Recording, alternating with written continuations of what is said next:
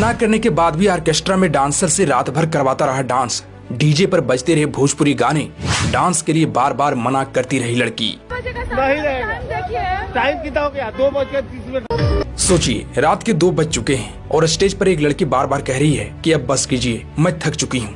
लेकिन सामने खड़े लोग कह रहे हैं नहीं नहीं, एक गाना और फिर डीजे पर बज उठता है तेज भोजपुरी गाना और वो लड़की मजबूरी में फिर से नाचने लगती है।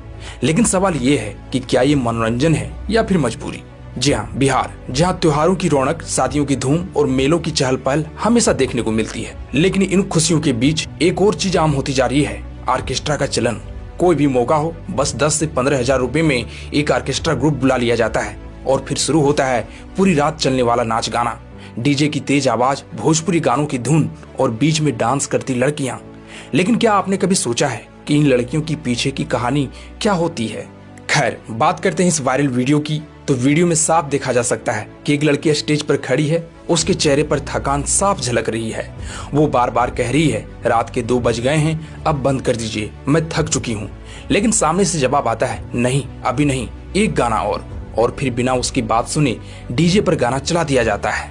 लड़की कुछ पल के लिए चुप हो जाती है, उसका चेहरा उतर जाता है, लेकिन फिर भी वो नाचना शुरू कर देती है क्योंकि शायद उसके पास कोई और रास्ता नहीं था। ऐसे में जरा एक पल के लिए सोचिए कि अगर आपकी बहन, आपकी बेटी या आपके घर की कोई लड़की ऐसी हालत में होती तो क्या आप उसे यूं मजबूर करती?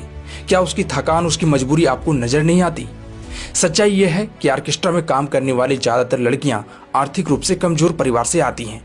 उनके पास ज्यादा ऑप्शन नहीं होते, उन्हें पैसों की जरूरत होती है, परिवार चलाने की जिम्मेदारी होती है और उसी मजबूरी का फायदा उठाया जाता है। हम लोग मनोरंजन के नाम पर सब कुछ स्वीकार कर लेते हैं, लेकिन कोई ये नहीं सोचता कि जिसे वो इंटरटेनमेंट समझ रहे हैं वो किसी की मजबूरी भी हो सकती है।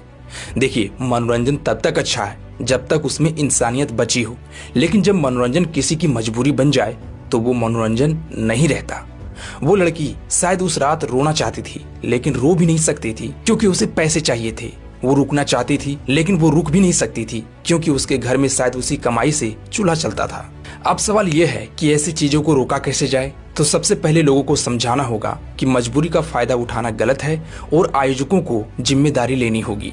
अगर आप कभी किसी ऐसे कार्यक्रम में जाएं जहां कोई कलाकार थका हुआ दिखे या मना कर रहा हो, तो उसकी मजबूरी का फायदा ना उठाएं, बल्कि उसका सम्मान करें। और ये याद रखिए कि हर स्टेज पर नाचती लड़की सिर्फ एक कलाकार नहीं होती, वो किसी की बेटी होती है, किसी की बहन भी होती है और सबसे पहले एक इंसान होती है।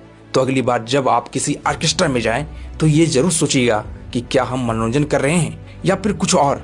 तो ऐसे में अगर ये वीडियो आपको कुछ नया सोचने पर विवश करे तो इसे शेयर जरूर करें, ताकि ये सवाल हर उस जगह पहुंचे जहां इंसानियत से ज्यादा मनोरंजन को महत्व दिया जाता है।